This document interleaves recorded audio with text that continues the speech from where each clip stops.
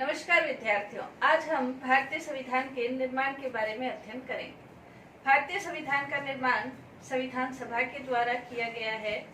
हम सभी जानते हैं, प्रत्येक देश के संविधान का निर्माण उस देश की आदर्श, उस देश की संस्कृति, उस देश के इतिहास के माध्यम से किया जाता है, उस देश की आवश्यकताओं के अनुरूप किया जाता है।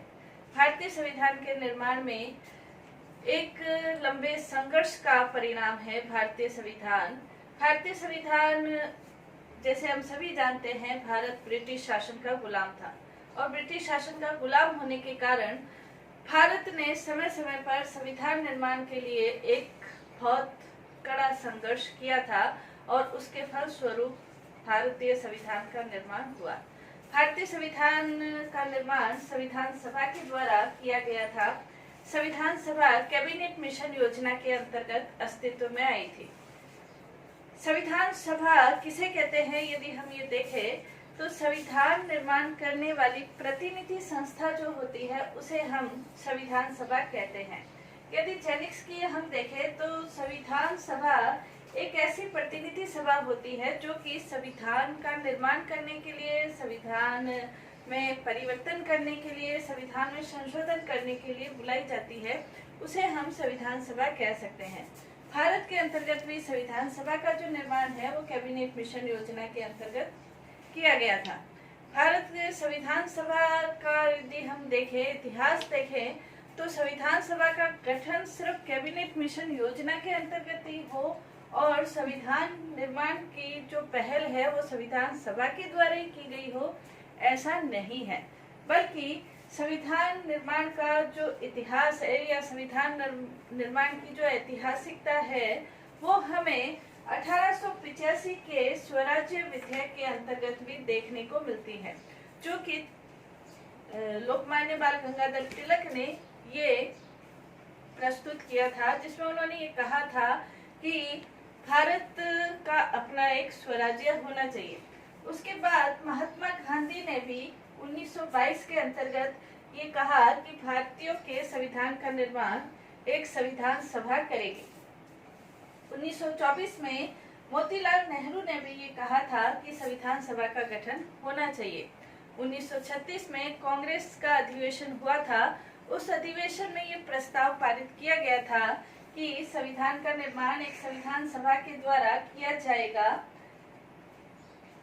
जिसको अगर कोई भी संस्था या कोई भी ब्रिटिश शासन यदि इसका विरोध करता है तो इसका सीधा साधा मतलब ये है कि वो लोकतंत्र और स्वतंत्रता के विरुद्ध है।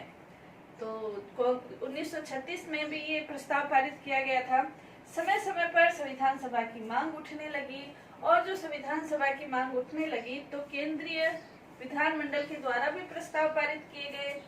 उसके बाद जो राज्यों के विधानमंडल है उसके द्वारा भी प्रस्ताव पारित किए गए और इन प्रस्तावों के माध्यम से अंग्रेजों को ये लगने लगा कि अब संविधान सभा की मांग को ठुकराना उनके लिए बस की बात नहीं होगी।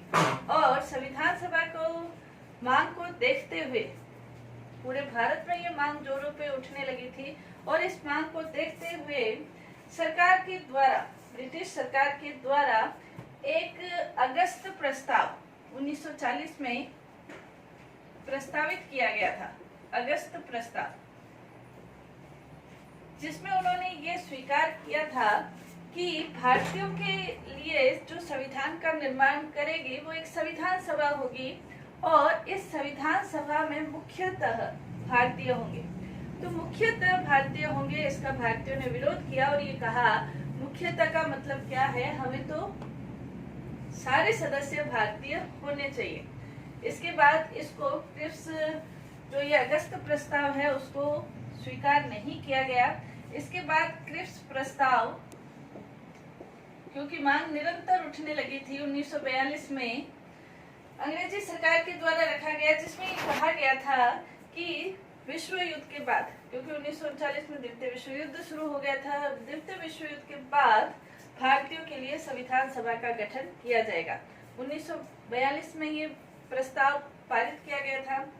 योजना ब्रिटिश सरकार के द्वारा लागू की गई थी। भारतीयों ने उसका विरोध किया और ये कहा कि युद्ध के बाद से क्या तात्पर्य है? पहले भी संविधान सभा का गठन हो सकता है, तो इसको भी स्वीकार नहीं किया गया था। इसके बाद कैबिनेट मिशन योजना अस्तित्व में आई। कैबिनेट मिशन को कैबिनेट इसलिए कहा जाता है क्योंकि ब्रिटिश सरकार के अंतर्गत जो 3 कैबिनेट मंत्री थे वो इस कैबिनेट मिशन के सदस्य थे। तो 3 कैबिनेट मंत्रियों का जो समूह है वो कैबिनेट मिशन जब भारत आया था तो 1946 के अंतर्गत, तो इस कैबिनेट मिशन योजना 16 मई 1946 को ये प्रकाशित हुई थी। इसके अंतर्गत संविधान सभा के बारे में विस्तृत योजना दी गई थी, जिसके आधार पर संविधान सभा का गठन होना था। उन्होंने जो अपनी योजना बनाई थी उसके अंतर्गत संविधान सभा के 379 सदस्य थे। कैबिनेट ने ये कहा था, कैबिनेट मिशन योजना ने कहा था कि वर्तमान परिस्थितियों को देखते हुए भारत में वयस्क मताधिकार के आधार पर संविधान सभा का निर्वाचन नहीं किया जा सकता है, इसलिए प्रांतीय निर्वाचन जो संस्थाएं हैं वो ही निर्वाचन का कार्य करेगी और वो ही संविधान सभा के लिए सदस्यों का निर्वाचन करेगी। तो 379 सदस्य ये चुने गए थे, जिसके अंतर्गत ये माना गया था कि प्रत्येक 10 लाख की जनसंख्या के ऊपर एक प्रतिनिधि होना चाहिए। 10 लाख की जनसंख्या के ऊपर एक प्रतिनिधि होना चाहिए। उस समय करीब भारत की जनसंख्या 39 करोड़ के करीब थी, तो 379 सदस्यों का चुनाव होना था। 379 सदस्यों का जो चुनाव होना था वो भी अलग अलग था। जैसे 292 जो सदस्य थे वो ब्रिटिश प्रांतों के थे, ब्रिटिश प्रांत के थे, और उसमें जो 4 सदस्य थे वो कमिश्नरी क्षेत्रों के थे। कमिश्नरी, ब्रिटिश कमिश्नरी जो क्षेत्र हैं उनके थे।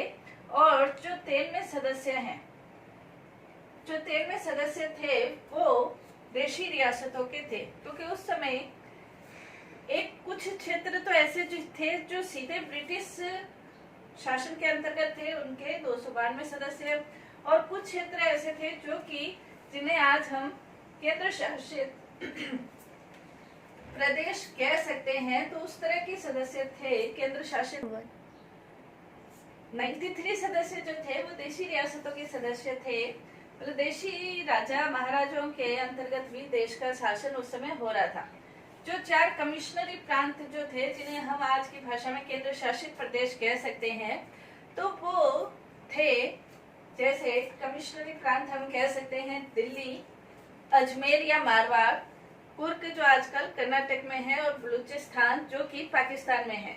ये 4 कमिश्नरी क्षेत्रों के सदस्य थे और इनके 389 सदस्यों का इस तरह से बना था कि इस तरह से व्यवस्था की जाएगी। और संविधान सभा के जो चुनाव किए गए थे वो जुलाई 1946 में इसके चुनाव संपन्न हुए थे। 1946 में चुनाव संपन्न हुए थे, लेकिन जुलाई 1946 में जो इसके चुनाव संपन्न हुए थे तो उसके अंतर्गत मुस्लिम लीग को जो स्थान मिले थे वो बहुत कम स्थान मिले थे, यानी कि उनको 73 के करीब उनके स्थान मिले थे। तो जब इतने कम स्थान मुस्लिम लीग को मिले थे तो उन्होंने संविधान सभा का विरोध कर दिया था। संविधान सभा के जो प्रथम चुनाव हुए थे, मुस्लिम लीग को बहुत कम सदस्य, यानी कि मुस्लिम लीग के करीब 73 सदस्य थे। इस कारण से मुस्लिम लीग ने संविधान सभा का पूर्ण रूप से बहिष्कार कर दिया था। संविधान सभा की जो प्रथम बैठक है 9 दिसंबर 1946 को इसकी प्रथम बैठक हुई थी, जिसमें मुस्लिम लीग के सदस्यों ने भाग नहीं लिया था। मुस्लिम लीग के सदस्यों ने भाग नहीं लिया था और उसके कारण से जो संविधान सभा की प्रथम बैठक है उसमें करीब 207 सदस्य ही शामिल हुए थे। देशी रियासतों के संबंध में इस संबंध में कोई भी व्यवस्था नहीं बन पाई थी, और जो मुस्लिम लीग के सदस्यों ने भाग नहीं लिया तो उसके बारे में चर्चिल ने ये कहा था कि एक ऐसा विवाह है जिसका विरोध उसकी खुद की दुल्हन कर रही है। तो अब जो व्यवस्था थी, इस तरह की व्यवस्था हुई।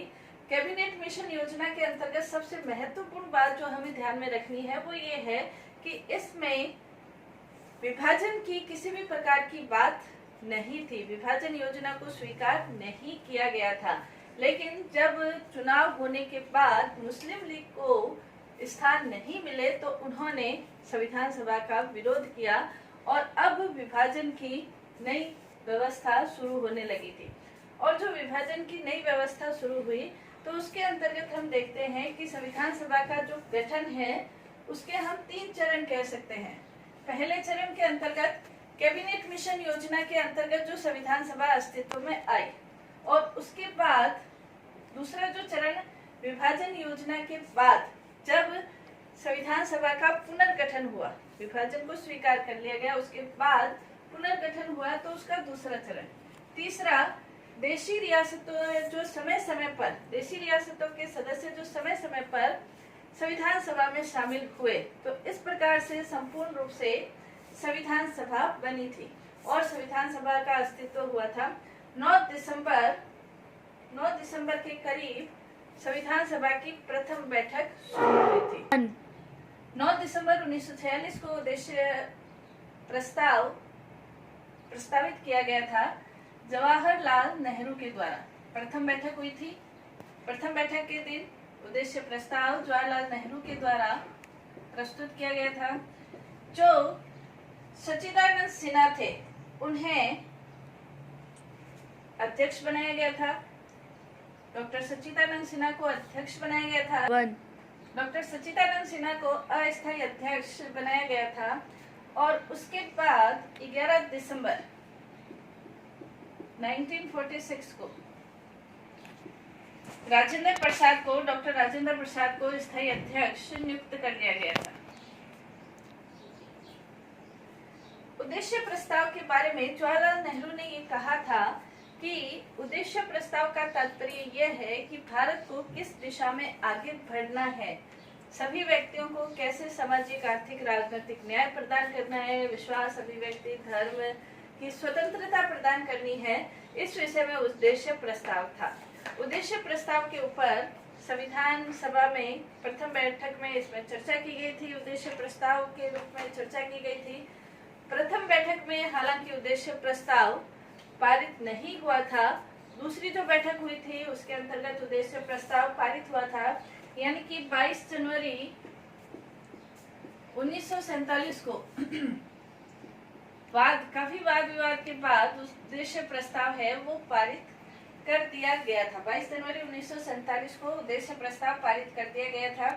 उसके बाद BN राव जो कि संवैधानिक सलाहकार थे, संविधान सभा के सदस्य नहीं थे, संवैधानिक सलाहकार थे, उन्होंने प्रारूप समिति का गठन किया था। उन्होंने प्रारूप समिति, संविधान सभा के यदि हम सदस्य देखें तो संविधान सभा के प्रमुख जो सदस्य थे वो जवाहरलाल नेहरू, सरदार वल्लभ भाई पटेल, अंबेडकर, KM मुंशी, गोपाल स्वामी अयंगर, अल्लादी कृष्णा स्वामी, दुर्गाबाई और ठाकुरदास भार्गव जैसे अनेक ऐसे सदस्य थे जो कि संविधान सभा में अपनी महत्वपूर्ण भूमिका निभाते थे। संविधान सभा में उद्देश्य प्रस्ताव पारित होने के बाद, उद्देश्य प्रस्ताव 22 जनवरी 1947 को जब पारित हो गया था, उद्देश्य प्रस्ताव पारित होने के बाद संविधान सभा में अनेक प्रकार की समितियों का गठन किया गया था, जिसमें संघ समिति, प्रांतीय संघ संविधान समिति, प्रांतीय संविधान समिति, संघ सूची समिति, संघ संविधान समिति, प्रांतीय संविधान समिति, संघ सूची समिति, परामर्श समिति, वार्ता समिति, ये विभिन्न प्रकार की समितियों का गठन किया गया। उद्देश्य प्रस्ताव के बाद जब इन विभिन्न प्रकार की समितियों का गठन किया गया तो संविधान सभा की जो परामर्श शाखा की समिति थी, संविधान सभा की जो परामर्श शाखा की समिति थी, उसने 17 मार्च 1947 को संविधान सभा के मुख्य विशेषताओं के संबंध में अपना एक प्रारूप तैयार किया कि संविधान की जो प्रमुख विशेषताएं क्या है उसका एक प्रारूप तैयार किया और इसकी एक सूची, विशेषताओं की जो सूची है वो संविधान के सभी सदस्यों को प्रदान की, संविधान के सभी सदस्यों को प्रदान की और देशी रियासतों के जो राजा है उनके पास भी ये सूची भेजी, संविधान की प्रमुख विशेषताओं के संबंध में ये सूची भेजी और इन सूची के अनुरूप क्या क्या विशेषताएं हमें स्वीकार करनी है और क्या क्या विशेषताएं स्वीकार नहीं करनी है, और उस संबंध में सदस्यों के क्या विचार है। जो समितियों के सदस्य थे, देशी रियासतों के जो सदस्य थे और जो महत्वपूर्ण लोग थे, उनके क्या विचार है, इस संबंध में सभी के विचार जानने के बाद अक्टूबर 1947 में संविधान का पहला प्रारूप तैयार हुआ था। संविधान का पहला प्रारूप बना था, संविधान का पहला प्रारूप तैयार हुआ और उसका जो प्रतिवेदन है, प्रारूप का जो प्रतिवेदन है, वीएन राव ने इसका जो प्रतिवेदन है वो प्रारूप समिति को भेजा। 29 अगस्त 1947 को प्रारूप समिति की नियुक्ति की गई थी। 29 दिसंबर को जो 1947 को जो प्रारूप समिति की नियुक्ति की गई थी, प्रारूप समिति का कार्य संविधान का प्रारूप बनाना नहीं था, बल्कि जो प्रारूप बना हुआ था, जो बीएन राव जो संवैधानिक सलाहकार थे, वो प्रारूप बना हुआ था, उसका परीक्षण करना था, धारावार परीक्षण करना था। और प्रारूप समिति के जो अध्यक्ष थे, हम सभी जानते हैं, डॉक्टर भीमराव अंबेडकर थे। उन्होंने प्रारूप समिति के ऊपर, प्रारूप समिति ने जो संविधान उनको सौंपा था, उनका परीक्षण किया था और परीक्षण करने के बाद उन्होंने संविधान को फरवरी 1948 में संविधान को अध्यक्ष के समक्ष प्रस्तुत किया था।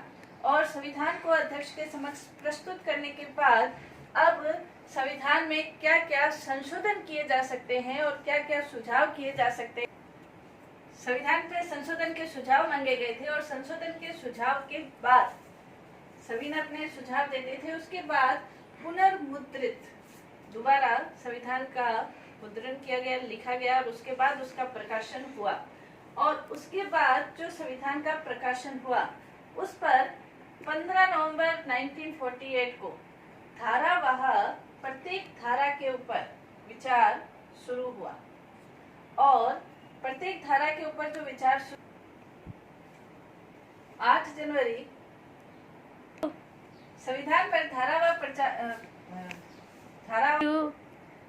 विचार जो प्रारंभ हुआ था, उसके अंतर्गत 8 जनवरी 1949 को 67 अनुच्छेदों के ऊपर विचार हो गया और उनको पास मान लिया गया।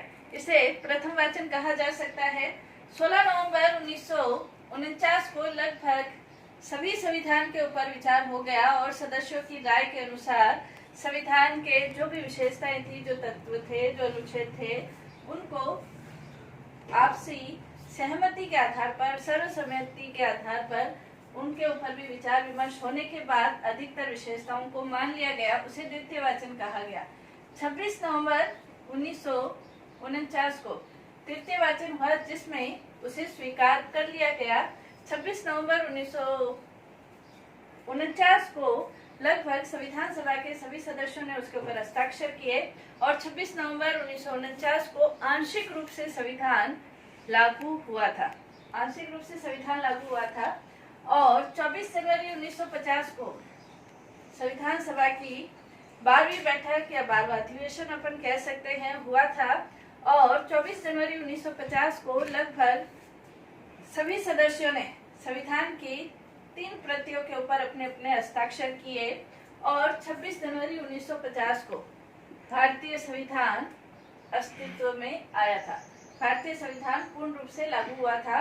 प्रथम वाचन 8 जनवरी को, द्वितीय वाचन 16 नवंबर, तृतीय वाचन 26 नवंबर को आंशिक रूप से लागू हुआ था।